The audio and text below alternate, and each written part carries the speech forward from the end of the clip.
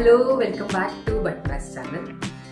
ಇವತ್ತಿನ ವಿಡಿಯೋದಲ್ಲಿ algebraic expressions ಬಗ್ಗೆ ತಿಳ್ಕೊಳ್ಳೋಣ. ಇವತ್ತು ನನ್ನ ಜೊತೆ ನನ್ನ ಇಬ್ರು ಮಕ್ಕಳಿದ್ದಾರೆ. ಚಿಕ್ಕವನು ಸುಕೇತು, ದೊಡ್ಡವನು ಸುಮೇರು. ಸುಮೇರು ಸುಕೇತನಿಗಿಂತ 6 ಇಯರ್ಸ್ ದೊಡ್ಡವನು. ಈ ಒಂದು ಸಿಚುವೇಶನ್ ಅನ್ನ ಆಲ್ಜಿಬ್ರಾಯಿಕ್ ಅಲ್ಲಿ ಹೇಗೆ ರೆಪ್ರೆಸೆಂಟ್ ಮಾಡಬೇಕು ಅಂತ ನೋಡೋಣ.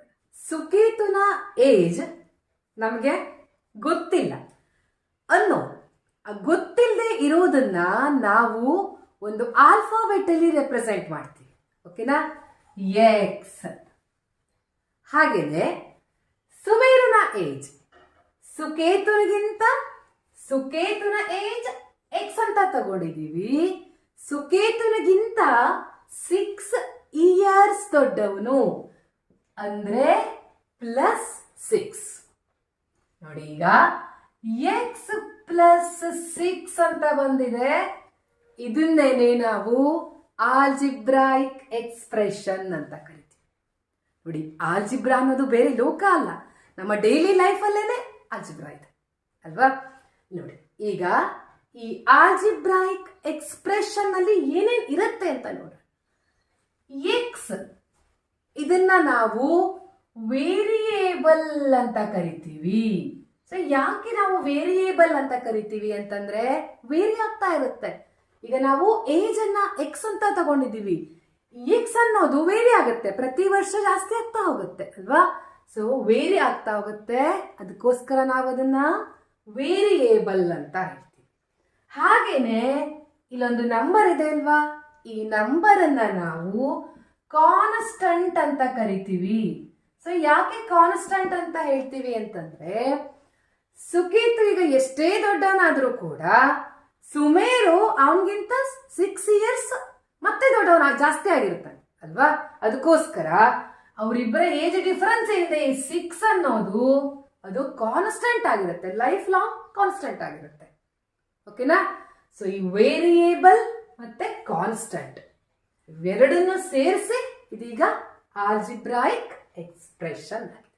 ಈಗ ಈ ಎಕ್ಸ್ಪ್ರೆಷನ್ ನಲ್ಲಿ ವೇರಿಯೇಬಲ್ ಜೊತೆಗೆ ಮಲ್ಟಿಪ್ಲೈ ಆಗಿರುವಂತಹ ನಂಬರ್ ಅನ್ನ ನಾವು ಕೊಯಿಫಿಷಿಯಂಟ್ ಅಂತ ಹೇಳ್ತೀವಿ. ಓಕೆನಾ? ಸೊ ಈಗ ಎಕ್ಸ್ ಅನ್ನೋದು ವೇರಿಯೇಬಲ್, ಇದ್ರ ಜೊತೆಗೆ ಯಾವ ನಂಬರ್ ಕೂಡ ನಮಗೆ ಕಾಣ್ತಿಲ್ಲ ಅಂತಂದ್ರೆ 1 ಅಂತ ಬರ್ಕೋಬೇಕು. ಸೊ ಎಕ್ಸಿನ ಕೊಯಿಫಿಷಿಯಂಟ್ 1 ಆಗಿರುತ್ತೆ. ಓಕೆನಾ?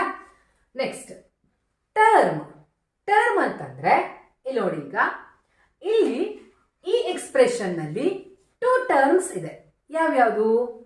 ಎಕ್ಸ್ ಅನ್ನೋದು 1 ಟರ್ಮ್, ನೆಕ್ಸ್ಟ್ 6 ಅನ್ನೋದು ಅನದರ್ ಟರ್ಮ್. ಓಕೆನಾ? ಸೊ ಅಡಿಷನ್ ಮತ್ತೆ ಸಬ್ಟ್ರಾಕ್ಷನ್ ಇಂದ ಸಪರೇಟ್ ಆಗಿರುತ್ತೆ ಟರ್ಮ್ಗಳು. ನೋಡಿ, ಈಗ ಇಲ್ಲಿ ಇನ್ನೊಂದು ಎಕ್ಸಾಂಪಲ್ ಅನ್ನ ಬರೆದಿದ್ದೀನಿ. ಇದೊಂದು ಆಲ್ಜಿಬ್ರಾಯಿಕ್ ಎಕ್ಸ್ಪ್ರೆಷನ್. ಈ ಎಕ್ಸ್ಪ್ರೆಷನ್ ನಲ್ಲಿ ಕೊಯಿಫಿಷಿಯಂಟ್ ಯಾವುದು? ಎಕ್ಸ್ ಸ್ಕ್ವೇರಿನ ಕೊಯಿಫಿಷಿಯಂಟ್ 2 ಆಗುತ್ತೆ, ಎಕ್ಸಿನ ಕೊಯಿಫಿಷಿಯಂಟ್ ಕೂಡ 2, ಯಾಕಂದ್ರೆ ಸೇಮ್ ನಂಬರ್ ಇದೆ. ಆಮೇಲೆ ಟರ್ಮ್ಸ್ಗಳು ಯಾವ್ಯಾವುದು ಅಂದ್ರೆ ಇಲ್ಲಿ ನೋಡಿ, ಇಲ್ಲಿ ಕನ್ಫ್ಯೂಸ್ ಮಾಡ್ಕೊಳ್ಳೋ ಹಾಗಿಲ್ಲ. ಈಗ 2 ಅನ್ನೋದು 1 ಟರ್ಮ್, ಆಮೇಲೆ ಎಕ್ಸ್ ಸ್ಕ್ವೇರ್ 1 ಟರ್ಮ್ ಎಲ್ಲ ಅಲ್ಲ. ಓಕೆನಾ? ಸೊ ಟರ್ಮ್ಸ್ ಅಂತಂದ್ರೆ ಅಡಿಷನ್ ಆರ್ ಸಬ್ಟ್ರಾಕ್ಷನ್ ಸೈನ್ ಇಂದ ಸಪರೇಟ್ ಆಗಿರ್ಬೇಕು, ಅದನ್ನ ನಾವು ಟರ್ಮ್ಸ್ ಅಂತ ಹೇಳ್ತೀವಿ. ಈಗ ಈ ಎಕ್ಸ್ಪ್ರೆಷನ್ ನಲ್ಲಿ ಟರ್ಮ್ಸ್ ಯಾವ್ಯಾವ್ದಾಗತ್ತೆ? ಈ ಎಕ್ಸ್ಪ್ರೆಷನ್ ಅಲ್ಲಿ ಇದು ಈ ಎಕ್ಸ್ಪ್ರೆಷನ್. ಈಗ ಇಲ್ಲೊಂದು ಎಕ್ಸ್ಪ್ರೆಷನ್ ಇದೆ ಅಲ್ವಾ, ಇದರ ಟರ್ಮ್ಸ್ಗಳು ಯಾವ್ಯಾವ್ದಾಗತ್ತೆ? 2x square 1 term. ನೆಕ್ಸ್ಟ್ ಇಲ್ಲಿ ನೋಡಿ, ಹಿಂದಿನ ಎಕ್ಸಾಂಪಲ್ ಅಲ್ಲಿ ಪ್ಲಸ್ ಇತ್ತು, ಸೊ ಅದರಿಂದ ನಾವೇನ್ ಮಾಡಿದ್ವಿ? ಟರ್ಮ್ ಅನ್ನ ಬರಿಬೇಕಿದ್ರೆ x 1 ಟರ್ಮ್ 6 1 ಟರ್ಮ್ ಅಂತ ಬರೆದಿದ್ವಿ. ಈಗ ನೆಕ್ಸ್ಟ್ ಅಲ್ಲಿ 2x square 1 term, next -2x ಅನ್ನೋದು ಇನ್ನೊಂದು ಟರ್ಮ್ ಆಗುತ್ತೆ. ಆಮೇಲೆ ಅಂದ್ರೆ ಈ ಸೈನ್ ಇರುತ್ತಲ್ವಾ, ಇಲ್ಲಿ ಮೈನಸ್ ಇದ್ರೆ ಅದನ್ನು ಕೂಡ ಜೊತೆಗೇನೆ ತಗೊಂಡು ಬರೀಬೇಕು. ಆಮೇಲೆ -3 ಅನ್ನೋದು ಇದರ ಇನ್ನೊಂದು ಟರ್ಮ್ ಆಗುತ್ತೆ. ಓಕೆನಾ? ಈ ತರ ಟರ್ಮ್ಸ್ಗಳನ್ನ ತಿಳ್ಕೊಂಡು ನಾವು ಬೇರೆ ಬೇರೆ ಟೈಪ್ಸ್ ಇದೆ ಯಾವ್ಯಾವುದು ಅಂತ 1 by 1 ನೋಡೋಣ. First one monomial. ಮೋನೋ ಅಂತಂದ್ರೆ ಮೋನೋ ಆಕ್ಷನ್ ಅಂತ ಹೇಳ್ತೀವಿ ಅಲ್ವಾ, ಒಂದೇ. ಮೋನೋಮಿಯಲ್ ಅಂತಂದ್ರೆ algebraic expression containing only one term. One term ಇದ್ರೆ ಅದನ್ನ ನಾವು ಮೋನೋಮಿಯಲ್ ಅಂತ ಹೇಳ್ತೀವಿ. ಟರ್ಮ್ ಅಂದ್ರೆ ಏನು ಅಂತ ಗೊತ್ತಾಗಿದೆ ಅಲ್ವಾ? ಇಲ್ಲಿ ನೋಡಿ, ಈಗ 2x 2 one term, x one term ಅಲ್ಲ. ಓಕೆನಾ? 2x ಅನ್ನೋದೇ ಒನ್ ಟರ್ಮ್. ಈ ಎಕ್ಸ್ಪ್ರೆಷನ್ ಅನ್ನ ನಾವು ಮೋನೋಮಿಯಲ್ ಅಂತ ಹೇಳ್ತೀವಿ. ಅಗೇನ್ ಇಲ್ಲಿ ನೋಡಿ, -5 ಇದು ಮೋನೋಮಿಯಲ್ ಆಗುತ್ತಾ? ಡೆಫಿನೆಟ್ಲಿ ಆಗುತ್ತೆ ಅಲ್ವಾ? ಒನ್ ಟರ್ಮ್ ಕಾನ್ಸ್ಟಂಟ್ ಇದ್ರೂ ಕೂಡ, ನಂಬರ್ ಆಗಿದ್ರು ಕೂಡ ಅದು ಒಂದು ಟರ್ಮ್ ಅಲ್ವಾ? ಸೊ ಆದ್ರಿಂದ -5 ಅನ್ನೋದು ಕೂಡ ಮೋನೋಮಿಯಲ್ಲೇ ಆಗುತ್ತೆ. Any expression containing only one term ಇತ್ತು ಅಂತಂದ್ರೆ ಅದನ್ನ ನಾವು ಮೋನೋಮಿಯಲ್ ಅಂತ ಹೇಳ್ತೀವಿ. Next binomial.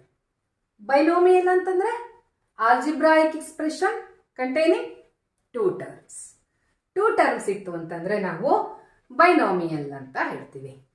ಈಗ 2x² ಪ್ಲಸ್ 3x. 2x² ಇದೊಂದು ಟರ್ಮ್ ಆಯ್ತು, ನೆಕ್ಸ್ಟ್ ಇದೊಂದು ಟರ್ಮ್, 2 ಟರ್ಮ್ ಆಯ್ತು. ಓಕೆನಾ? ನೋಡಿ, ಇಲ್ಲಿಗ 2 ಪ್ಲಸ್ 3 ಈ ತರ ಇತ್ತು ಅಂತಂದ್ರೆ ಇದು ಬೈನೋಮಿಯಲ್ ಆಗಲ್ಲ. ಯಾಕಂದ್ರೆ ನಾವು ಆಡ್ ಮಾಡಿದಾಗ 5 ಆಗ್ಬಿಡುತ್ತೆ, ಒನ್ ಟರ್ಮ್ ಬಂದ್ಬಿಡುತ್ತೆ. ಸೊ ಇದೇನಾಗುತ್ತೆ? ಬೈನೋಮಿಯಲ್ ಆಗಲ್ಲ. ಹಾಗೇನೆ ಇಲ್ಲಿ ಕೂಡ 2x² ಪ್ಲಸ್ 3x² ಅಂತ ಬರೆಯೋ ಆಗಿಲ್ಲ. ನೆಕ್ಸ್ಟ್ ನಿಮ್ಗೆ ಅಡಿಷನ್ ಅಲ್ಲಿ ಹೇಳ್ತೀನಿ ನಾನು. ಓಕೆನಾ? ಸೊ ಇಲ್ಲಿ ಎಕ್ಸ್ಪೋನೆಂಟ್ ಏನಿರಬೇಕು? ಡಿಫರೆಂಟ್ ಆಗಿರ್ಬೇಕು. ಎಕ್ಸ್ಪೋನೆಂಟ್ ಡಿಫರೆಂಟ್ ಆಗಿದ್ರೆ ಮಾತ್ರ ಅದು ಬೈನೋಮಿಯಲ್ ಆಗುತ್ತೆ. ಸೇಮ್ ಇತ್ತು ಅಂತಂದ್ರೆ ನೆಕ್ಸ್ಟ್ ಅಡಿಷನ್ ಅಲ್ಲಿ ಹೇಳ್ತೀನಿ ಹೇಗೆ ಅಂತ. ಓಕೆನಾ? ಈಗ ಇಷ್ಟನ್ನ ತಿಳ್ಕೊಳ್ಳಿ. ಡಿಫರೆಂಟ್ ಆಗಿತ್ತು ಎಕ್ಸ್ಪೋನೆಂಟ್ ಅಂತಂದ್ರೆ ಅದು ಬೈನೋಮಿಯಲ್ ಆಗುತ್ತೆ. ನೆಕ್ಸ್ಟ್ ಟ್ರೈನೋಮಿಯಲ್. ನೋಡಿ, ಈಗ ಮೊನೋಮಿಯಲ್ ಅಂದ್ರೆ ಒನ್ ಟರ್ಮ್, ಬೈನೋಮಿಯಲ್ ಅಂತಂದ್ರೆ ಎಕ್ಸ್ಪ್ರೆಷನ್ 2 ಟರ್ಮ್ಸ್ ಇರುತ್ತೆ. ಅದೇ ತರ ಟ್ರೈನೋಮಿಯಲ್ ಅಂತಂದ್ರೆ ಕರೆಕ್ಟ್ ಆಗಿದೆ 3. So expression, algebraic expression containing 3 terms, 2x² plus 3x. ಓಕೆನಾ? ಇಲ್ಲಿ ನೋಡಿ, ಈಗ ಎಕ್ಸ್ಪೋನೆಂಟ್ಸ್ ಏನಿದೆ ಡಿಫರೆಂಟ್ ಆಗಿದೆ. ಓಕೆನಾ? ಹಾಗೇನೆ ಎಷ್ಟು ಟರ್ಮ್ಸ್ ಇದೆ? 1 2 3. ಯಾಕೆ ನಾವು ಆ ತರ ಎಕ್ಸ್ಪೋನೆಂಟ್ ಡಿಫರೆಂಟ್ ಇರಬೇಕು ಅಂತ ಹೇಳ್ತೀವಿ ಅಂತಂದ್ರೆ, ಇಲ್ಲ ಅಂತಂದ್ರೆ ಅದನ್ನ ನಾವು ಸಿಂಪ್ಲಿಫೈ ಮಾಡ್ಬೋದು. ಸಿಂಪ್ಲಿಫೈ ಮಾಡಿದಾಗ ಅದು ಮೊನೋಮಿಯಲ್ ಕೂಡ ಆನ್ಸರ್ ಬರ್ಬೋದು, ಬೈನೋಮಿಯಲ್ ಕೂಡ ಬರ್ಬೋದು ಅಲ್ವಾ? ಸೊ ಡಿಫರೆಂಟ್ ಇತ್ತು ಅಂತಂದ್ರೆ ನಮಗೆ ಸಾಲ್ವ್ ಮಾಡೋಕ್ಕಾಗಲ್ಲ, ಸಿಂಪ್ಲಿಫೈ ಮಾಡೋಕ್ಕಾಗಲ್ಲ. ಇದೇನೇ ಇದರ ಸಿಂಪ್ಲಿಫೈಡ್ ಫಾರ್ಮ್ ಆಗಿರುತ್ತೆ, ಅದಕ್ಕೋಸ್ಕರ ಅಷ್ಟೆ. Next very important, polynomial. ಈಗ ತುಂಬಾ ಮಕ್ಕಳಿಗೆ ಪೊಲಿನಾಮಿಯಲ್ ಅಂತಂದ್ರೆ ಕನ್ಫ್ಯೂಸ್ ಇರುತ್ತೆ. ಮೊನೋ ಅಂದ್ರೆ 1, ಬೈ, ಟ್ರೈ. ಪಾಲಿ ಅಂತಂದ್ರೆ ತುಂಬಾ ಜಾಸ್ತಿ ಇತ್ತು ಅಂತಂದ್ರೆ ಅದು ಮಾತ್ರ ಪೊಲಿನಾಮಿಯಲ್ ಆಗತ್ತೆ ಅಂತ ಅಲ್ವಾ? ಸೊ ಆ ತರ ಅಲ್ಲ. ಪೊಲಿನಾಮಿಯಲ್ ಅಂತಂದ್ರೆ ಒನ್ ಟರ್ಮ್ ಇದ್ರೂ ಕೂಡ polynomial, 1 or more terms means, ನಾನು ಹೇಳ್ತಾ ಇರೋದು ಅರ್ಥ ಮಾಡ್ಕೊಳ್ಳಿ. ಮೊನೋಮಿಯಲ್ ಕೂಡ ಪೊಲಿನಾಮಿಯಲ್ ಆಗುತ್ತೆ, ಬೈನೋಮಿಯಲ್, ಟ್ರೈನೋಮಿಯಲ್ ಇವೆಲ್ಲದೂ ಕೂಡ ಪೊಲಿನಾಮಿಯಲ್ಲೇ ಆಗುತ್ತೆ. 4 ಟರ್ಮ್ಸ್ ಇತ್ತು ಅಂತಂದ್ರೂ ಅದು ಪೊಲಿನಾಮಿಯಲ್ಲೇ ಆಗುತ್ತೆ. ಓಕೆನಾ? ಸೊ ಡೆಫಿನೇಷನ್ ಏನು ಹೇಳುತ್ತೆ? ಪೊಲಿನಾಮಿಯಲ್ ಅಂತಂದ್ರೆ any algebraic expression which contains 1 or more terms, ಅದೆಲ್ಲದೂ ಕೂಡ ಪೊಲಿನಾಮಿಯಲ್ಲೇ ಆಗುತ್ತೆ. ಸೊ ನಾವೀಗ ಪೊಲಿನಾಮಿಯಲ್ಗೆ ಎಕ್ಸಾಂಪಲ್ ಬರಿಬೇಕಿದ್ರೆ 2x³ or 2x⁴, next 2x³ x² plus 3x. ಇಲ್ಲಿ ನೋಡಿ, ಇಲ್ಲಿಗ ಕೊಯಿಫಿಷಿಯಂಟ್ ಸೇಮ್ ಇರಬೇಕು ಅಂತ ಏನಿಲ್ಲ. ಓಕೆನಾ? ಸೊ ನಾನು ಎಕ್ಸಾಂಪಲ್ ಬರಿಬೇಕಿದ್ರೆ ಒಂದೇ ಕೂಡ ಬಂದೇ ಇರ್ಬೋದು ಬೈ ಚಾನ್ಸ್. ಹಾಗಂತ ಕೊಯಿಫಿಷಿಯಂಟ್ಗಳು ಒಂದೇ ಇರಬೇಕು ಅಂತ ಅನ್ಕೊಳ್ಬೇಡಿ. ಓಕೆನಾ? ಕೊಯಿಫಿಷಿಯಂಟ್ ನಮಗೆ ಅಲ್ಲಿ ರಿಲೇಟೆಡ್ ಅಲ್ಲ, ಯಾವ್ದಾದ್ರೂ ಇರ್ಬೋದು. ಈವನ್ ಕೊಯಿಫಿಷಿಯಂಟ್ ಇಲ್ಲದೆ ಹೋದ್ರೂ ಕೂಡ ಏನೂ ಪ್ರಾಬ್ಲಮ್ ಇಲ್ಲ.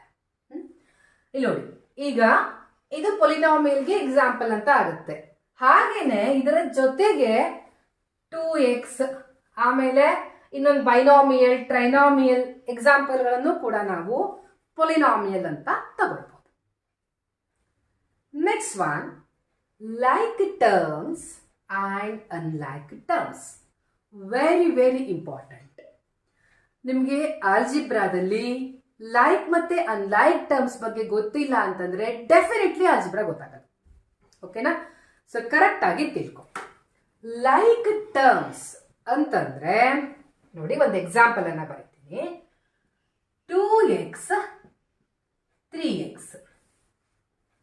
ಇಲ್ಲಿ ನೋಡಿ, ಈಗ ಲೈಕ್ ಟರ್ಮ್ಸ್ ಅಂತಂದ್ರೆ ವೇರಿಯೇಬಲ್. ವೇರಿಯೇಬಲ್ ಅಂದ್ರೆ ಗೊತ್ತಾಗಿದೆ, ವೇರಿಯೇಬಲ್ ಸೇಮ್ ಇರಬೇಕು, ಜೊತೆಗೆ ವೆರಿ ಇಂಪಾರ್ಟೆಂಟ್ ಎಕ್ಸ್ಪೋನೆಂಟ್ ಸೇಮ್ ಇರಬೇಕು. ಆಗ ಮಾತ್ರ ನಾವು ಅದನ್ನ ಲೈಕ್ ಟರ್ಮ್ಸ್ ಅಂತ ಹೇಳ್ತೀವಿ. ಈಗ ಇಲ್ಲಿ ಎಕ್ಸ್ ಇದೆ ವೇರಿಯೇಬಲ್, ಇಲ್ಲೂ ಕೂಡ ಎಕ್ಸ್ ಇರಬೇಕು. ಆಮೇಲೆ ಎಕ್ಸ್ಪೋನೆಂಟ್ ಏನಿದೆ ಅದು ಸೇಮ್ ಇರಬೇಕು. ಆಗ ಮಾತ್ರ ಅದನ್ನ ನಾವು ಲೈಕ್ ಟರ್ಮ್ಸ್ ಅಂತ ಕರಿತೀವಿ. ಓಕೆನಾ? ಓಕೆ, ಈಗ ಅನ್ಲೈಕ್ ಟರ್ಮ್ಸ್ ಅನ್ನ ನೋಡೋಣ, ಆಗ ನಿಮ್ಗೆ ಡಿಫ್ರೆನ್ಸ್ ಗೊತ್ತಾಗುತ್ತೆ. ಇಲ್ಲಿ ನೋಡಿ, ಈಗ 2x 3x, ಇಲ್ಲಿ ಎಕ್ಸ್ಪೋನೆಂಟ್ ಏನೋ ಇಲ್ಲ ಅಂತಂದ್ರೆ 1 ಅಂತ ಹೇಳಿದ್ದೀನಿ ಅಲ್ವಾ? ಎಕ್ಸ್ಪೋನೆಂಟ್ ಅಂಡ್ ಪವರ್ಸ್ ಅಲ್ಲಿ ನಾವು ಡಿಸ್ಕಸ್ ಮಾಡಿದ್ದೀವಿ. ಸೊ 1 ಅಂತ ತಗೊಳ್ತೀವಿ. ಏನಾಗಿದೆ ಇಲ್ಲಿಗ? ಎಕ್ಸ್ಪೋನೆಂಟ್ ಸೇಮ್ ಇದೆ. ನೆಕ್ಸ್ಟ್ ಅನ್ಲೈಕ್ ಅಂತಂದ್ರೆ ಈಗ ಲೈಕ್ ಅಲ್ಲದೆ ಇರೋದು ಅಲ್ವಾ? ಅಂದ್ರೆ ಇಲ್ಲಿ ನೋಡಿ, ಈಗ 2x ಸ್ಕ್ವೇರ್ ನೆಕ್ಸ್ಟ್ 3x. ಇಲ್ಲಿ ನೋಡಿ, ಇಲ್ಲಿ ಈಗ ವೇರಿಯೇಬಲ್ ಸೇಮ್ ಇದೆ, ಬಟ್ ಎಕ್ಸ್ಪೋನೆಂಟ್ ಏನಾಗಿದೆ? ಇಲ್ಲಿ 2 ಇದೆ, ಇಲ್ಲಿ 1 ಇದೆ. ಓಕೆನಾ? ಇದನ್ನ ನಾವು ಅನ್ಲೈಕ್ ಟರ್ಮ್ಸ್ ಅಂತ ಹೇಳ್ತೀವಿ.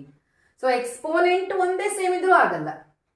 ಸೊ ಇಲ್ಲೊಂದು ಎಕ್ಸಾಂಪಲ್ ಹೇಳ್ತೀನಿ ನೋಡಿ. ಈಗ 2y ಸ್ಕ್ವೇರ್ 3x ಸ್ಕ್ವೇರ್. ಈಗ ಎಕ್ಸ್ಪೋನೆಂಟ್ ಏನಿದೆ? ಸೇಮ್ ಇದೆ, ಬಟ್ ವೇರಿಯೇಬಲ್ ಏನಾಗಿದೆ? ಚೇಂಜ್ ಆಗ್ಬಿಟ್ಟಿದೆ. ಇಲ್ಲಿ y ಇದೆ, ಇಲ್ಲಿ x ಇದೆ. ಅಂದ್ರೆ ಇದೀಗ ಲೈಕ್ ಆಗಲ್ಲ, ಅನ್ಲೈಕ್ ಆಗುತ್ತೆ. ಬಿಕಾಸ್ ವೇರಿಯೇಬಲ್ ಡಿಫರೆಂಟ್ ಆಗಿದೆ. ವೇರಿಯೇಬಲ್ ಕೂಡ ಸೇಮ್ ಇರಬೇಕು, ಆಮೇಲೆ ಎಕ್ಸ್ಪೋನೆಂಟ್ ಕೂಡ ಸೇಮ್ ಇರಬೇಕು ಅಲ್ವಾ? ನಾನು ಮತ್ತೆ ಮತ್ತೆ ರಿಪೀಟ್ ಮಾಡ್ತಾ ಇದ್ದೀನಿ, ಯಾಕಂದ್ರೆ ಆಲ್ರೆಡಿ ಹೇಳಿದ್ದೀನಿ. ಲೈಕ್ ಅಂಡ್ ಅನ್ಲೈಕ್ ಟರ್ಮ್ಸ್ ಗೊತ್ತಾಗಿಲ್ಲ ಅಂತಂದ್ರೆ ಆಲ್ಜಿಬ್ರಾ ಡೆಫಿನೆಟ್ಲಿ ಗೊತ್ತಾಗಲ್ಲ ಅಂತ. ಓಕೆನಾ? ನೆಕ್ಸ್ಟ್ ಇನ್ನೊಂದು ಲೈಕ್ ಟರ್ಮ್ ಅನ್ನು ನೋಡೋಣ. -5a square another one, or a square b ಅಂತ ತಗೊಳ್ಳೋಣ. Next one 2a square b. ಈ ತರ ವೇರಿಯೇಬಲ್ ಅಂತ ಹೇಳ್ತೀವಲ್ವಾ, ಅದು ಒಂದೇ ಇರಬೇಕು, ವೇರಿಯೇಬಲ್ ಅಂತ ಅಲ್ಲ. ಅಂದ್ರೆ ಈಗ ಇಲ್ಲಿ ಎಕ್ಸ್ ಇದ್ರೆ ಇಲ್ಲಿ ಎಕ್ಸ್ ಮಾತ್ರ ಇರಬೇಕು ಅಂತ ಅಲ್ಲ. ಓಕೆನಾ? ಸೊ ಎಷ್ಟೇ ವೇರಿಯೇಬಲ್ಗಳು ಮಲ್ಟಿಪ್ಲೈ ಆಗಿರ್ಬಹುದು, ಆದ್ರೆ ಆ ವೇರಿಯೇಬಲ್ಗಳ ಎಕ್ಸ್ಪೋನೆಂಟ್ ಸೇಮ್ ಇರಬೇಕು. ನೋಡಿ, ಇನ್ನೊಂದು, ಇಲ್ಲಿಗ ಕೊಯಿಫಿಷಿಯಂಟ್ ಇರುತ್ತಲ್ವಾ, ಆ ಕೊಯಿಫಿಷಿಯಂಟ್ ಏನೇ ಇದ್ರೂ ಪರವಾಗಿಲ್ಲ. ಸೊ -5 ಇದ್ರೆ ಇಲ್ಲೂ ಕೂಡ ಮೈನಸ್ ಇರಬೇಕು, ಆರ್ 2 ಇರಬೇಕು, ಅದೆಲ್ಲ ಏನೂ ಇಲ್ಲ. ಕೊಯಿಫಿಷಿಯಂಟ್ಗಳ ಬಗ್ಗೆ ಬಿಟ್ಬಿಡಿ. ಓಕೆನಾ? ಅದು ಬೇಡ ನಮಗೆ. ಕೊಯಿಫಿಷಿಯಂಟ್ ಯಾವ್ದಾದ್ರು ಇರಲಿ, ಬಟ್ ವೇರಿಯೇಬಲ್ ಮತ್ತೆ ಎಕ್ಸ್ಪೋನೆಂಟ್ ಅವುಗಳ ಬಗ್ಗೆ ಮಾತ್ರ ಕಾನ್ಸಂಟ್ರೇಟ್ ಮಾಡಬೇಕಾಗತ್ತೆ. ಇಲ್ಲಿ ನೋಡಿ, ಈಗ a ಸ್ಕ್ವೇರ್, a ಅನ್ನೋದು ಇಲ್ಲಿ ಈಗ 2 ವೇರಿಯೇಬಲ್ಸ್ ಇದೆ, ಒಂದು a ಇನ್ನೊಂದು b. ಓಕೆನಾ? ಸೊ a ಇದೆ, ಓಕೆ. ನೆಕ್ಸ್ಟ್ b ಇದೆ, ಎರಡರಲ್ಲೂ ಕೂಡ ವೇರಿಯೇಬಲ್ಗಳು ಸೇಮ್ ಇದೆ. ಎಕ್ಸ್ಪೋನೆಂಟ್ ಅನ್ನ ನೋಡೋಣ. ಇಲ್ಲಿ 2 ಇದೆ, a ಗೆ ಎಕ್ಸ್ಪೋನೆಂಟ್ 2 ಇದೆ, ಇಲ್ಲೂ ಕೂಡ 2 ಇದೆ.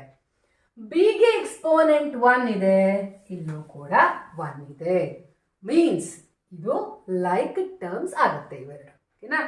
ಸೊ ಸೇಮ್ ಇಲ್ಲಿ ಬರೀತೀನಿ ನೋಡಿ. ಈಗ -5ab square 2a square b. ನೋಡಿದ ತಕ್ಷಣ ಇಲ್ಲೇ ಇದೆ, ಬಿ ಇದೆ, ಎಸ್, ಇದು ಲೈಕ್ ಟರ್ಮ್ಸ್ ಅಂತ ಹೇಳೋಕ್ಕಾಗಲ್ಲ. ಏನ್ ಮಾಡ್ಬೇಕು ನಾವು? ಎ ಇದೆ ವೇರಿಯೇಬಲ್ ನೋಡಿದ್ವಿ, ಬಿ ಇದೆ ವೇರಿಯೇಬಲ್ ನೋಡಿದೀವಿ. ನೆಕ್ಸ್ಟ್ ಅಲ್ಲಿ ಏನ್ ಮಾಡ್ಬೇಕು? ಎಕ್ಸ್ಪೋನೆಂಟ್ಸ್ ಅನ್ನ ನೋಡ್ಬೇಕು. ಎಕ್ಸ್ಪೋನೆಂಟ್ಸ್ ಅಲ್ಲಿ ನೋಡಿ, ಎಕ್ಸ್ಪೋನೆಂಟ್ ಎ ಏನಿದೆ? 1 ಇದೆ. ಎಕ್ಸ್ಪೋನೆಂಟ್ 1 ಇದೆ. ಇಲ್ಲಿ ಎಕ್ಸ್ಪೋನೆಂಟ್ 2 ಇದೆ. ಓಕೆನಾ? ನೆಕ್ಸ್ಟ್ 1 ಇದೆ, 2 ಇದೆ. ಅಲ್ಲೇ ನಮಗೆ ಗೊತ್ತಾಗ್ಬಿಡ್ತು ಇದು ಲೈಕ್ ಅಲ್ಲ, ಅನ್ಲೈಕ್ ಅಂತ. ಇಲ್ಲಿ ನೋಡಿ, ಇಲ್ಲೊಂದಷ್ಟು ಎಕ್ಸಾಂಪಲ್ಸ್ ಇದೆ. ಈ ಎಕ್ಸಾಂಪಲ್ಗಳು ಲೈಕ್ ಟರ್ಮ್ಸಾ ಅನ್ಲೈಕ್ ಟರ್ಮ್ಸಾ ಅಂತ ಹೇಳಬೇಕು.